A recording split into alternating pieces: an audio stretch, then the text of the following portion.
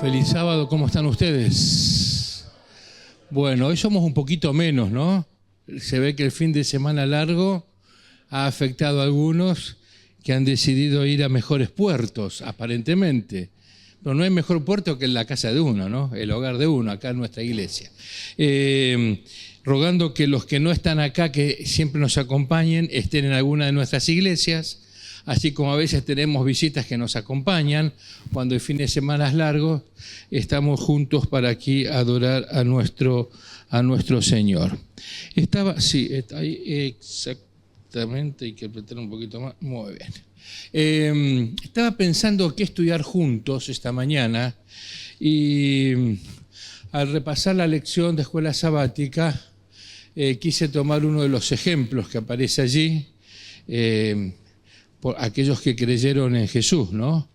Y por qué creyeron y cómo creyeron. Y estoy tomando el ejemplo de Abraham. Vamos a analizar un poquito esta mañana el ejemplo de Abraham, sacando algunas conclusiones positivas para nuestra vida cristiana personal actual. Quiero que primero vayamos a Proverbios. Proverbios, el capítulo 3. Proverbios, el capítulo 3. Proverbios, el capítulo 3. Los versículos. Este capítulo habla es una exhortación a que podamos obedecer. Y los versículos 5 y 6. Fíate de Jehová de todo ¿qué? De todo tu corazón, y no te apoyes en tu propia prudencia. Reconócelo en todos tus caminos, y Él enderezará tus veredas. Estuve buscando en algunas otras versiones de las Sagradas Escrituras, y a ver si la encuentro. Acá está. Una de ellas dice: si deseas tener el favor de Dios y de los hombres, y fama de buen juicio y sentido común, confía plenamente en el Señor. Nunca confíes en ti mismo. En todo lo que hagas, pon a Dios en primer lugar, y Él te guiará y coronará de éxito tus esfuerzos. Es lo mismo, a través con una vocabulario un poco más moderno. Otra versión dice lo siguiente sobre estos textos: confía de todo corazón en el Señor y no en tu propia inteligencia. Ten presente al Señor en todo lo que hagas y Él te llevará por el camino recto. Bueno, fue muy bueno el ejemplo que trajo Andy con respecto a los gemelos, ¿no? Claro, desconocen lo que hay allá afuera. ¿Qué pasa cuando nos enfrentamos con algo en la cual no hemos tenido experiencia o no sabemos cómo fue? Imagínense Adán cuando salió de las manos del Creador. ¿Qué día de la semana fue? Viernes, el sexto día. Y me imagino que cuando recibió vida, ese muñeco de barro, ¿cuál fue el primer ser viviente con el que se encontró? Con Dios. Y Dios le habló y él le contestó: ¿y quién eres? Soy yo, Dios, tu creador. No sé cómo habrá sido el diálogo, pero podría haber dicho: ¿y cómo sé que eres mi creador? Bueno, yo hice todas las cosas, pero ¿cómo yo sé que las hiciste?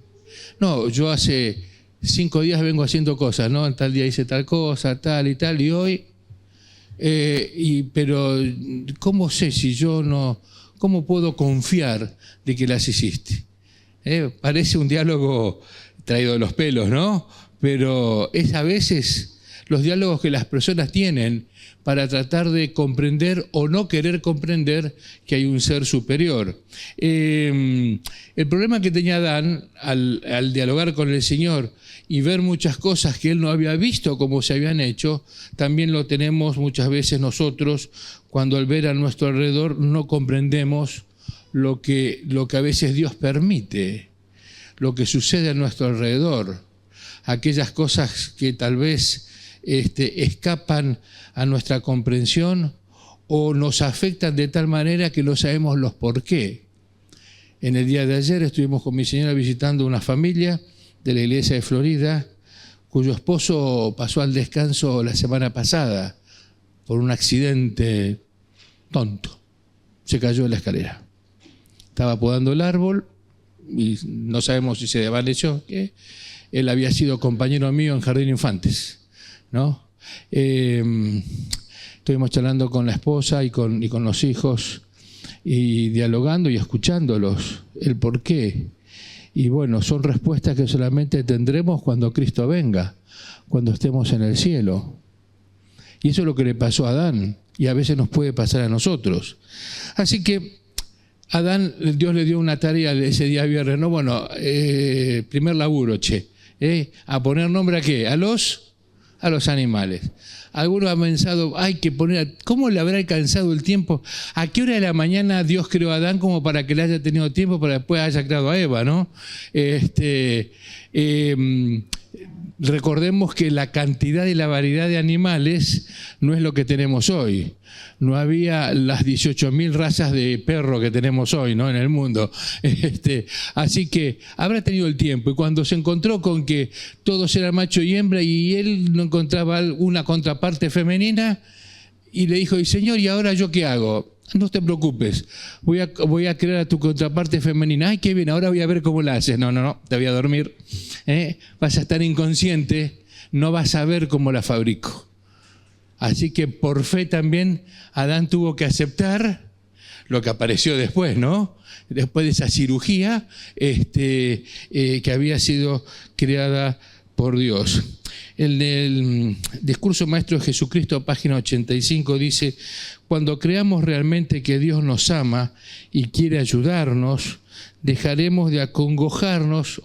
Otras versiones, otras traducciones dice preocuparnos por el futuro. Confiaremos en Dios así como un niño confía en su padre amante. Bueno, la gran pregunta, ¿cómo aplicarlo esto en la vida cotidiana?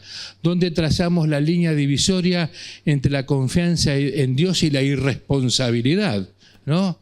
Yo confío en el Señor, así que voy a cruzar la 9 de julio y Avenida Corrientes a las 11:30 de la mañana con los ojos vendados.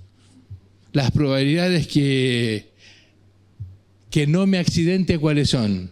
Muy pocas, ¿no? Algo va a pasar. No, ¿y dónde está el Señor que no me cuidó? ¿Dónde trazamos esa línea? ¿Dónde trazamos la línea entre nuestra confianza tal vez en las posesiones materiales para tener seguridad y el ejercicio del buen juicio de cómo usarlas para honra y gloria de Dios? El factor del equilibrio es una continua relación con Dios. Por eso dice el versículo 6, reconócelo en todos tus caminos y Él enderezará tus veredas. Si confías en Él, de alguna forma Él te dará la capacidad, la inteligencia, el discernimiento para ir tomando las decisiones adecuadas. Entonces, una pregunta que podríamos tener en nuestra mente: ¿por qué debemos confiar en Dios? Confiar en alguien significa depender de esa persona, habiéndonos entregado a su cuidado, fiándonos completamente de su integridad. La fe, la confianza implica también conocimiento, ¿no? Conocer, saber con quién estoy tratando. Supongamos que un día aparece un amigo y dice: ¿me puedes prestar el auto durante una hora? Tengo que hacer un trámite y después te lo devuelvo. ¿Cuál va a ser nuestra respuesta? Cualquier cosa menos el auto, ¿no? No. Si yo sé que ese amigo le quitaron el carnet de conducir por manejar a alta velocidad, tiene el auto todo chocado, es un desastre cómo maneja sus cosas personales, las probabilidades que le preste el auto aumentan o disminuyen. Son casi nulas, ¿no?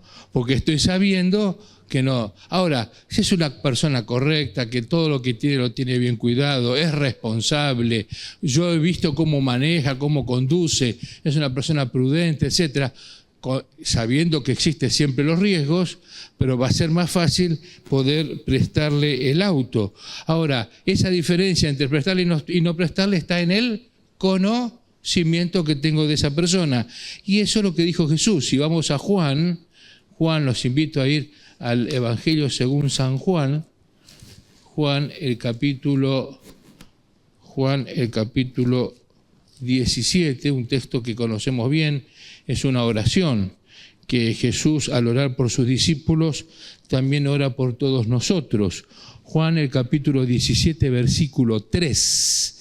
Esta es la vida eterna, que te conozcan a ti, el único Dios verdadero, y a Jesucristo, a quien has enviado. Conocer. Y conocer implica ¿qué cosa?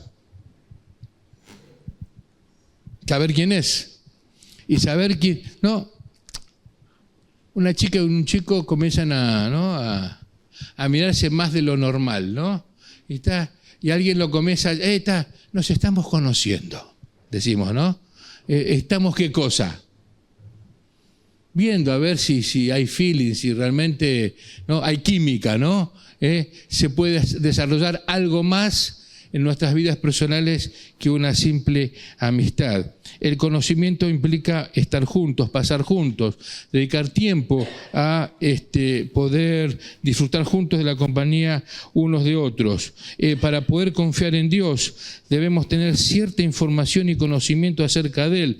Debemos estar en condiciones de poder recurrir a situaciones pasadas en las cuales Él ha cumplido sus promesas. Y ahí vamos al ejemplo de Abraham, que estudiamos en la lección de esta semana. Si ustedes me permiten, vamos a Génesis, al capítulo 22. Génesis, el capítulo 22. De paso, esta experiencia de Abraham vino a causa, esta experiencia de fe de Abraham, vino a causa de la falta de fe de Abraham. No sé si alguna vez lo pensaron así, ¿no? En el libro Patriarcas y Profetas, en el capítulo que habla acerca de esta experiencia de Abraham, dice de que Abraham en el pasado, por no haber confiado en Dios, ¿cuál era su falta de confianza en Dios? Haber esperado que venga el Hijo de la promesa en el tiempo adecuado. Él quiso ayudarle al Señor, él quiso hacer atajos, él quiso darle un empujoncito al Señor a través de metodologías tal vez aceptables para las costumbres, los usos y la cultura de aquellos días, pero no correctas para el Señor. Y eso había demostrado una falta de fe, una falta de confianza. Así que el Señor quiso probarlo, ¿no? Quiso probarlo de esta manera suprema. Dice ahí en el capítulo 22, ¿no? El versículo 1, cuando Dios ordena a Abraham que sacrifique a su hijo, no aconteció después de estas cosas que probó Dios a Abraham y le dijo a Abraham y él le respondió, heme aquí, toma ahora tu hijo, tu único Isaac, a quien amas, y vete a tierra de Moria y ofrécelo allí en holocausto sobre uno de los montes que yo te diré. Pero, perdón, ¿no es que uno de los mandamientos es no matarás? Comenzamos, ¿cómo lo que yo estoy escuchando realmente es la voz de Dios o es otra voz? ¿No? Yo quiero compartir con ustedes algunas declaraciones que están en este capítulo que se llama La prueba de fe, ¿no? Del libro Patriarcas y Profetas. Cuando Dios le pidió esta prueba de fe, que todos conocemos, que fue con sus siervos y su hijo, hasta el lugar, y antes de subir al monte le pidió a los siervos que queden abajo, subió solamente con su hijo, sin saber todavía Isaac qué es lo que iba a ocurrir. Dice Elena, ni aún entonces murmuró Abraham contra Dios, sino que fortaleció su alma, escuchen bien, espaciándose en las evidencias de la bondad y la fidelidad de Dios. ¿Y cuáles habían sido esas evidencias del pasado? Bueno, Dios lo había protegido en el camino de Ur de los Caldeos hasta Palestina. En un par de ocasiones donde había dicho es mi hermana y no mi esposa, demostrando falta de fe, Dios lo protegió igual, ¿no? Manifestó de manera extraordinaria, poderosa, ante el faraón y ante Abimelech, de que cuidado, no la toques porque no es la hermana, es la esposa. Entonces, después, todo el tiempo que vivió Abraham ahí en Palestina, donde decía que donde él pasaba dejaba ¿qué cosa? Un altar, y la gente sabía que había estado Abraham, había dejado un testimonio, y a lo largo de esos años él había visto la mano de Dios, cómo lo había guiado en todo ese derrotero, esa certeza y seguridad que se había desarrollado en su corazón, producto de una promesa que había recibido en Ur de los Caldeos. Una promesa. Dice, pero desde la niñez, ahora hablando de Isaac, porque Isaac, de paso, Abraham tenía unos 120 años, 118, 120 años, así que Isaac tenía 18 o 20 años, era mucho más fuerte que el padre. Podría haber corrido, ¿no?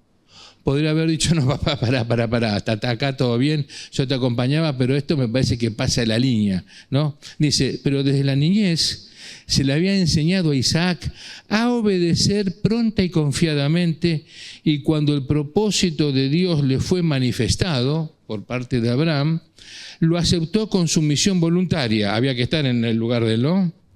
Participaba de la fe de su padre y consideraba como un honor el ser llamado a dar su vida en holocausto a Dios. Uno, con nuestra mente occidental, moderna, de este lado de la cruz, y habiendo conocido la historia, el final y todo, uno dice, bueno, el Señor sabía que, ellos sabían que el Señor iba a dar una respuesta, está. No, no sabían, confiaban. Es más, Abraham sabía que el Señor tenía poder de ¿qué? De resucitarlo de los muertos a Isaac, ¿no? Abraham no buscó excusas para no hacer la voluntad de Dios. Abraham era humano y sus pasiones e inclinaciones eran como las nuestras, pero no se detuvo a inquirir significa discutir, no a ver qué está pasando, a inquirir cómo se cumpliría la promesa si Isaac muriera. O sea, cómo se iba a cumplir la promesa de una gran descendencia, ¿no? No se detuvo a discutir con su dolorido corazón. Sabía que Dios es justo y recto en todos sus requerimientos y obedeció el mandato al pie de la letra. La verdadera fe se manifiesta mediante la obediencia. Y ahora fíjense en la reflexión que presenta la hermana White con respecto a esta lucha que seguramente tuvo Abraham, que no fue fácil, con sus emociones, entre lo que sabía que debía hacer por lo que le había dicho Dios y aquello que la lógica humana le decía no tenía sentido hacer. El campo de batalla entre Cristo y Satanás, el terreno en el cual se desarrolla el plan de redención, es el libro de texto del universo. Por haber demostrado a Abraham falta de fe en las promesas de Dios en el pasado, ¿no?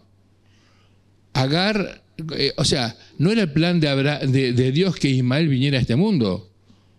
A veces cuando nosotros hacemos atajos, el Señor permite ciertas cosas aunque finalmente sus promesas se cumplen. Todos sabemos que no era el plan de Dios original que el pueblo de Israel estuviera vagabundeando 40 años en el desierto. A los 2 años y poco tiempo ya estaban en Cades Barnea para entrar y la falta de fe de ellos les impidió, vuelvan otra vez ahora. Y esta generación va a morir en el desierto. Así que, aunque finalmente las promesas de Dios se cumplen, a veces las consecuencias de nuestra falta de fe hacen de que aparezcan situaciones, circunstancias, elementos o personas que no estaban en el plan original, que no eran necesarias que estén. Por haber demostrado a Abraham falta de fe en las promesas de Dios, o sea, de que Dios le iba a dar una descendencia a través de un hijo con Sara, Satanás le había acusado ante los ángeles y ante Dios de no ser digno de sus bendiciones. Claro, Dios había bendecido a Abraham. Era una persona, para aquellos días y estándares, multimillonaria, rica. Era, respetado por los señores de la zona, ¿no? Donde él vivía. Satanás lo había acusado ante los ángeles y ante Dios de no ser digno de sus bendiciones. Dios deseaba probar la lealtad de su siervo ante todo el cielo para demostrar que no se puede aceptar algo inferior a la obediencia perfecta y para revelar más plenamente el plan de salvación. O sea, Abraham no estaba siendo consciente de lo que él estaba demostrando al obedecer o no obedecer a Dios. Por su falta de fe en el pasado, es mi hermana, no es mi esposa, vamos a tener con Agar y tal vez ahí se cumple la promesa, etc. Él demostró ante el universo de que, y Satanás aprovechaba para acusar, ¿no?, de que no era digno de ser elegido por Dios para recibir las bendiciones y ser padre de la promesa, que a través de esa promesa vendría luego el Salvador. A través de esta prueba suprema, entonces dice que todo el cielo presenció absorto y maravillado la intachable obediencia, en este caso, de Abraham. Todo el cielo aplaudió su fidelidad y se demostró que las acusaciones de Satanás, eran falsas. ¿Por qué debemos confiar en Dios a pesar de las circunstancias? Primero, porque el universo nos está observando. Al haber demostrado y haber tomado la decisión de ser hijos de Dios y seguir sus caminos, Satanás nos presenta pruebas y dificultades y circunstancias que producen a veces un tembladeral en nuestras vidas. A veces por situaciones como consecuencia de nuestro actuar, o a veces porque vivimos en este mundo directamente. Por vivir acá pasan cosas que no son buenas. El Señor espera que nosotros confiemos en Él, obedeciéndole, sabiendo que lo que Él nos pide en toda circunstancia es lo mejor para nuestra vida, aunque no sepamos lo que va a ocurrir. Pero esa fe, esa confianza tiene que estar afianzado en la experiencia personal del pasado. Si yo no he desarrollado esa experiencia personal, es más fácil seguir desconfiando de Dios. ¿Por qué? Porque no le conozco, no he tenido tiempo para estar con Él. ¿Cuál es la lección para nosotros hoy? ¿Podemos poner nuestra mente en el lado negativo de las cosas y demoler nuestra fe? ¿O podemos fijar nuestra mente en el lado positivo de las cosas y así edificar nuestra fe? La elección es nuestra. Es un principio que en nuestras vidas tienden a convertirse en aquello que anhelamos.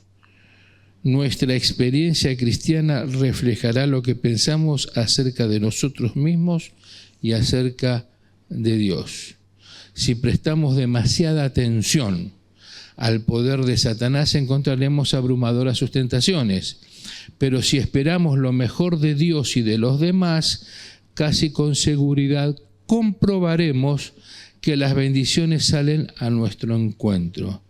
Mientras más llenamos nuestra mente con pensamientos relativos a la disposición divina de apoyarnos, más capaces seremos de confiar en Él cuando lleguen las pruebas y las tentaciones. La confianza engendra confianza. En la lección de esta semana vimos varios casos, ¿no?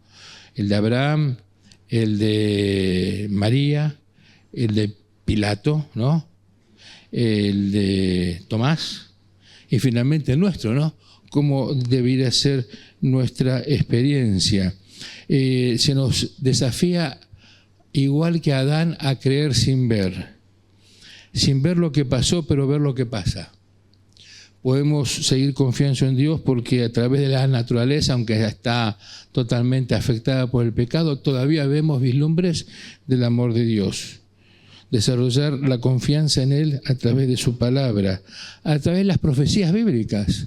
Hermanos, nosotros como iglesia, que somos llamados el remanente, el pueblo de la Biblia, ¿no?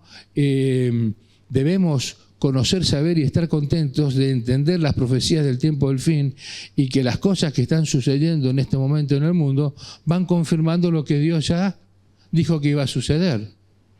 Así que más allá de banderías políticas o decisiones que unos y otros dirigentes políticos aquí y allá puedan hacer, finalmente sabemos que Dios va a tener que intervenir, porque no hay ser humano que pueda resolver las cosas en este mundo. Solamente Dios las puede resolver con su presencia, su manifestación y su intervención directa. Sabiendo que eso va a ocurrir, conociendo las profecías, entonces es más fácil afianzarnos en las promesas del Señor. Me decía esta hermana que visitamos ayer, ¿no? Con mi señora, esta hermana que perdió a su esposo. Dice, yo no pude estar en el sepelio porque no estaba en Buenos Aires en ese momento.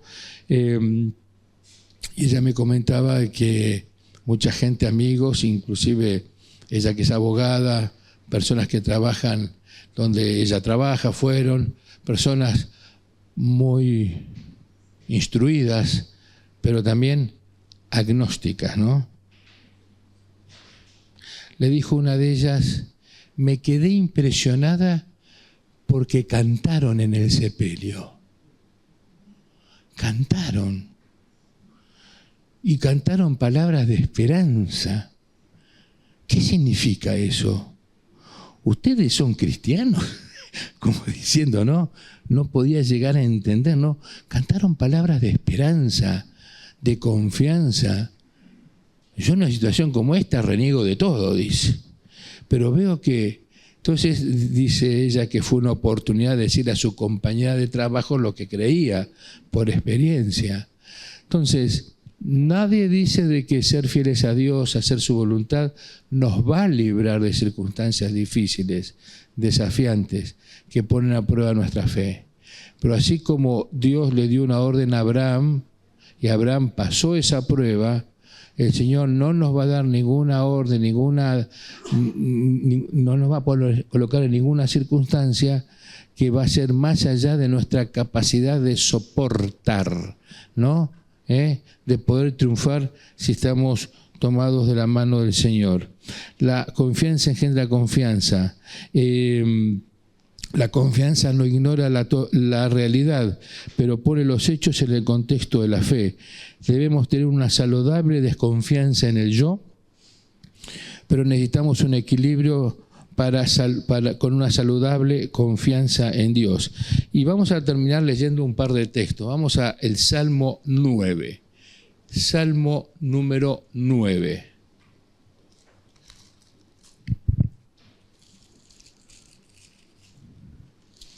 Salmo 9, el Salmo 9, el versículo 10, 9:10. En ti confiarán, ¿quiénes? ¿Quiénes? Los que conocen tu nombre. ¿Ven la relación? Conocimiento y confianza. Es imposible confiar en alguien que yo no conozco, ¿no? En ti confiarán los que conocen tu nombre, por cuanto tú, oh Jehová, no desamparaste a los que te buscaron. Vamos al Salmo 143. Salmo 143, versículo 8. Hazme oír por la medianoche tu misericordia, porque en ti he confiado. ¿Está bien? ¿Qué dice? Quería ver si estaban despiertos. Hazme oír por la mañana tu misericordia, encontrarme con el Señor. Porque en ti he confiado, confianza. Hazme saber el camino por donde ande, porque a ti he elevado mi alma, el deseo del salmista. ¿Cómo es nuestra experiencia personal? La experiencia personal, fíjense, de Abraham lo llevó a demostrar una plena confianza en Dios. Igual que la de la mujer, ¿no? Que aparece en la lección de esta semana. No así en la de Pilato. Confió más en las cosas, o sea, pesó más lo que podía perder que lo que podía ganar en términos de este mundo. Y Jesús tuvo paciencia con Tomás, ¿no? Que tenía que mirar para creer, para confiar. El Señor sabe cómo somos cada uno de nosotros. Somos diferentes. Inclusive dentro del mismo hogar somos todos diferentes. Pero la regla es igual para todos. ¿Por qué debemos confiar en el Señor? Porque es lo mejor que nos puede ocurrir. A pesar de las circunstancias, a pesar de las luchas, a pesar de los momentos difíciles o los interrogantes que podamos tener en nuestras vidas por alguna circunstancia que estemos viviendo, el Señor quiere lo mejor para nosotros. Y el Señor va a cumplir sus promesas en nosotros. Así, aquellos que creyeron en Jesús, ese desafío es para nosotros también hoy. Creer en Él, confiar en Dios. Y Él va a estar a nuestro lado hasta que Él venga a buscarnos. Que esto pueda ser una como lo digo, una reafirmación de las decisiones que normalmente tomamos cada día en seguir al Señor. A una reafirmación bíblica con textos específicos, con la experiencia que tuvo Abraham. Abraham no era diferente a nosotros. Una persona que era tan pecadora como nosotros. ¿Por qué Abraham obedeció? Por la experiencia que tuvo con el Señor. La voz que le escuchó estaba acostumbrada a conocer el tono de voz. Desde que lo había llamado, no era otra voz. Aunque Satanás puede imitar a Dios a veces, ¿no? Pero Dios no va a permitir un engaño de tal naturaleza que confunda a su hijo, lo cual impida tomar una decisión correcta. Así que, aunque lo que le pedía Dios, la voz que le hablaba a Abraham, no coincidía con lo que normalmente Dios decía, que hay que respetar la vida humana, etc., se dio cuenta que era la voz de Dios, porque estaba acostumbrado a oírla. Y nosotros tenemos que seguir desarrollando esa costumbre de oír la voz de Dios. Aunque hoy no la tengamos de manera audible, como la tuvo Abraham y otros personajes bíblicos en el pasado, la podemos tener siempre a través del estudio de la Biblia. ¿Les parece que oremos para que así sean nuestras vidas? Gracias te damos, oh Padre, por que tú presentas en tu palabra experiencias suficientes, historias, realidades de personajes bíblicos que pueden ser también las nuestras. Gracias porque Abraham, a pesar de que en algunas ocasiones no tuvo la confianza necesaria en ti, en la hora suprema sí la desarrolló, gracias a ese tiempo que siempre pasaba contigo y por haber conocido tu voz y haber entendido cuál era la orden. Ayúdanos para que nosotros, a través de nuestro encuentro diario contigo, podamos desarrollar esa confianza, ese conocimiento en ti, sabiendo que querrás siempre lo mejor para nosotros. Si hay alguno aquí que está pasando por alguna circunstancia difícil, alguna situación que tiene que enfrentar y que le trae incertidumbre, tal vez zozobra, desánimo en el corazón, pedimos que tú puedas fortalecerlo, fortalecerla, fortalecer a todos, sabiendo que tú estás por sobre todas las cosas y quieres lo mejor para tus hijos. Sigue guiándonos en este día de sábado, lo pedimos y agradecemos en el nombre de Jesús. Amén.